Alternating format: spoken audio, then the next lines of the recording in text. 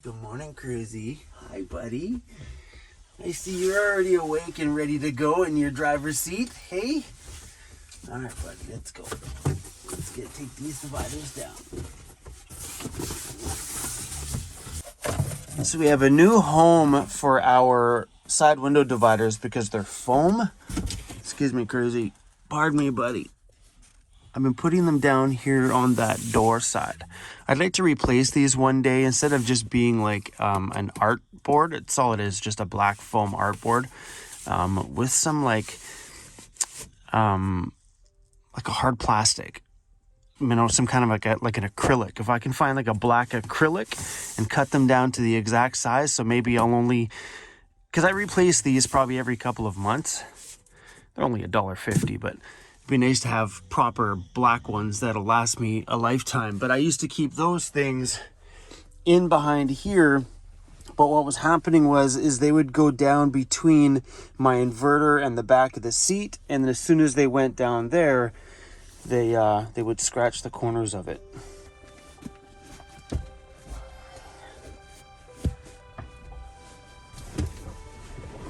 Oh.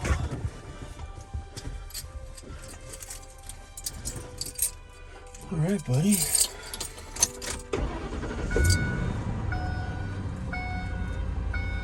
It's the start of the long weekend today, which means all the locals are packing up all their RVs, their campers, their 4x4 trucks, their generators, and they're heading out to go play in the bush for the weekend. This weekend is technically a 3-day long weekend, but most companies that I know, even the company that I used to work for before I started van life, they gave us Monday off as well, so it was a 4-day long weekend. That means a whole lot of noise, a lot of generators, and a lot of ruckus, and 4x4s, and stereos, and hooting and hollering, and beer drinking out there in the backcountry that I kind of like to stay away from. Boy, wow, whoa. Did that ever make me sound old? What is happening in I'm getting old. Apparently I'm just getting old. So we're just hit the highway this morning, going down to the next town here to grab ourselves some Tim Hortons drive-thru or McDonald's drive-thru coffee. I don't care, just coffee. And I need to break this habit. I need to stop going to drive-thrus and grabbing my morning coffee. It's just a thing that I do. I've done it since I lived in the city. It was just a thing. Just go down and buy a coffee instead of making it at home. And that's a habit I haven't broken yet.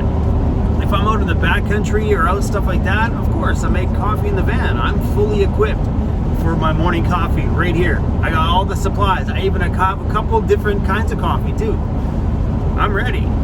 Here I am talking about it when I could literally pull over and go do it, but I'm not.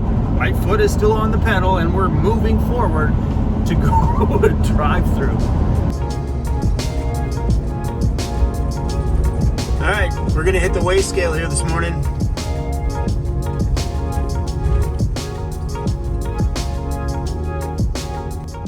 Front axle weight, 1450. My back axle is 2350. Total, 3,800 kilograms. 3,800 kilograms is 8,377.57 pounds. The maximum allowable weight on my van, all in, is 8,600 pounds. The weight of my van today is 8,377 pounds, right at the very top of the maximum allowable weight. The new suspension that I'm getting from Weldtech has a monster set of springs in the back that will handle the weight of my van. Everything is all done correct for the Ford E250s, and I'm super stoked on it because it will correct my handling. My back tires will be a little bit wider, making it a bit more of a solid and stable stance. I am pumped for it. When you're right up at the maximum allowable limit, that's including me and the dog and a full tank of fuel. That's everything. You got to be mindful of what goes in your vehicle from this point going forward, and also being mindful of what you have in your van currently. So I was on the phone the other day with Overland Interiors, the gentleman that did my van conversion, and because a majority of my van was the first van he had ever built inside of his shop, He was telling me the other day, he goes, man, we got tons of ways that we can reduce that weight, buddy. Let's do it. And I'm like, no, let's just hold on. He's like, no, man, let's do it. Let's rip that stuff, some of that stuff out, and just like, let's do it lighter. I was like, bro. Andy's such a lovable dude, and he's all about making sure that everything I've got in my van is perfect. And because my van was technically the first one to leave his shop, he's built tons of vans since my van, so he's had the chance to take what he started with me and master it and cut weight out in areas, and just he's done such an amazing job over there. But Andy's like, yeah, let's pull it out, let's redo it. Andy, whoa, bro. So yeah, there's definitely a lot of options for me in the future if I do need to reduce the weight of my van. The guys at Overland Interiors are super eager about making sure that we're rock solid and set up with everything we need back here, even if that means lightening up the load a little bit.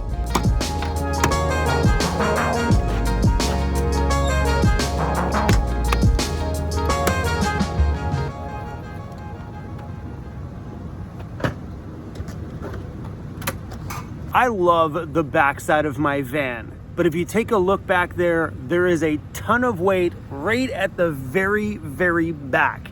And a majority of this stuff is on the backside of the tire, where my weight seems to be the problem.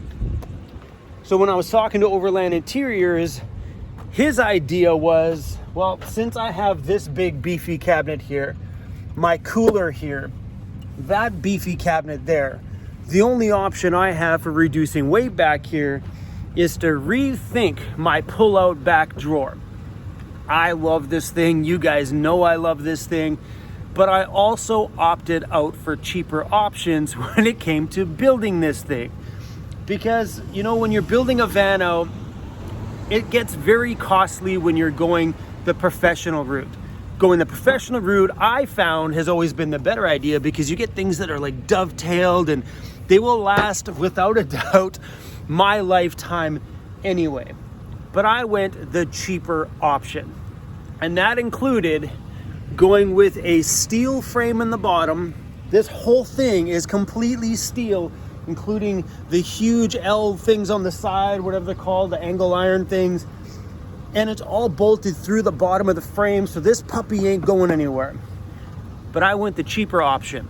If I would have went aluminum, it would have been like $1,000 more. That's why sometimes when you take on projects like this, it's best to do the best from the beginning, because otherwise you end up fighting problems down the line because you went a little bit cheaper. Another option I had for the drawer was to have Andy do all that honeycomb. You know that honeycomb stuff that's underneath my bed? If you guys haven't seen it, there's little honeycomb holes cut out of all the material under my bed, pretty much reducing over 50% of the weight. That was an option on here. So he could have honeycombed the inside of all of this. It would have looked the same on the outside, but the honeycomb structure still keeps it solid and reduces 50% of the weight on the inside. I had that option. But that option meant hours and hours more of this wood being on the CNC machine being cut. And the more time that blade is running, the more the cost is going to be on the items that you're buying. So I went with, let's just do it solid. It'll be fine. Let's just do it solid. So, thank you. So when I was talking to Overland Interiors, he's like, well, let's just pull it out. Let's find a new home for this thing. Let's just unbolt this whole structure. Find somebody on your channel that wants a pull-out drawer that doesn't have such a heavy build on the inside, and let's just build you one that's a lot lighter. That's where I was like, Andy, whoa, easy, buddy. So like I said earlier, we're gonna see how this lift kit changes the feel of the van, but I do have an option to probably remove a few hundred more pounds by just reworking this pull-out back drawer. But this is where I learn lessons in my van life, and I've learned these lessons multiple times, that sometimes the cheaper option always becomes the more expensive option at the end of the day. Sometimes it's better to just spend the money from the beginning and do things right. when you shave things off and cut corners a little bit just to bring the price tag down, at the end of the day, sometimes it ends up becoming a problem. I've had a few people put in my mind that it's very dangerous to drive a vehicle up at its maximum capacity. So I went into Ford and I'm like, hey guys, I do have a question. I'm like, I live in my van and my weight of my van is 8,300 pounds. Is that a problem? He pulled out my van. He goes, no. He goes, you're allowed maximum 8,600. And I'm like, well, I've had a few people mention along the way that I'm in a danger zone. He goes, no. He goes, you're within complete full safety limits on what your vehicle can handle. They don't set it at the breaking point. If they set it at the breaking point, they would have engine, transmission problems, and everything would just be on a constant state of failure. So they set that cushion a lot lower than what it actually can handle. He goes, but never go above that limit, because when you go above that limit, now you're into safety zones where you can get, So legally, you're not allowed to go above your maximum allowable limit, meaning that I am in it and I am doing okay at the weight that I'm at. His only recommendation for me was, he goes, you may want to rethink your factory suspension. I'm like, don't worry about it. I'm already on it. He goes, okay. He goes, because if your van is that old, you may want to bring your suspension up into current state. So if somebody were to have a van like yours, he goes, his suggestion would be to get a brand new stack of leaf springs in the back to handle that weight. Me, myself, I'm going to the extreme on the other side. We're redoing my suspension front and back. But yeah, so if you're really concerned about your van build, think about that. When your van gets heavier, it's going to be more cost on fuel for sure. It's going to be a little bit harder on your engine. And I do notice that my van does slow down when I'm on those high mountain passes, because that's a lot of extra weight to be pulling around on an engine that was built in 2004. You know what I mean? It's been through its time. My van has 290,000 kilometers on it now. So it is getting older. It is getting tireder. But that was the truth that I found about the maximum allowable weight on your vehicle. You're allowed to drive with your van right up at the max. It's just going to put a little bit more strain and tension on all the parts as you move forward. The guy's like, of course, it's going to be cheaper fuel the lighter you go, but hey, it's my van. It is what it is.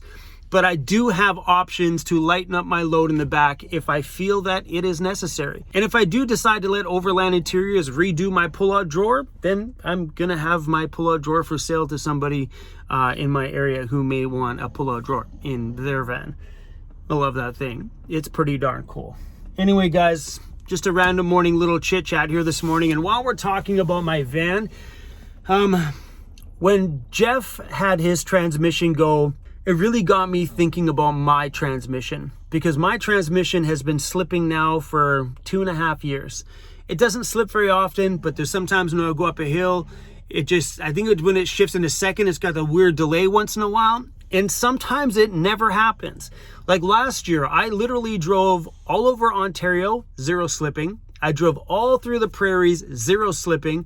The second I hit BC and hit a hill, boom, started to slip. So I said before that I was going to drive until it leaves me stranded. But now that I'm spending more and more time in the backwoods, I've been really thinking about maybe it's time to be a bit proactive with my transmission before it leaves me stranded in the bush. The reason why I never went in to go get it fixed is because transmissions can be very expensive. And the old work van that I used to have at my old day job, that thing slipped for 5 years. Not a problem. Even when I quit, it was still slipping. Not all vehicles will allow a slip. Someone told me that the Chevys, once it slips, boom, the tranny just goes peace out and just drops out. So I've been riding mine out. And I don't know, that situation with Jeff kind of scared me. I'm like, what if I'm on a high mountain pass somewhere in the backcountry and all of a sudden, boom. That's a lot of backcountry to drive backwards in. And I'd just drive backwards right out of the bush wherever I was. I would just drive backwards the whole way out. If all I had is reverse, then so be it. That's what we would use. But I've been really thinking lately about being a bit more proactive on that. So maybe when I get back to the mainland, I might pop into a transmission place and have them take a look at it. Because you never know. It could be a $500-800 fix. I don't know, or it could be a full transmission rebuild. I'm really not too sure. So the transmission in my van now has already been rebuilt. I didn't know that until we changed the spark plugs on it about a year and some ago. There's a sticker on my transmission that says it's been rebuilt already. So prior to me buying the van, somebody had already got the transmission done. You hear Cruzy Berry snoring away over there.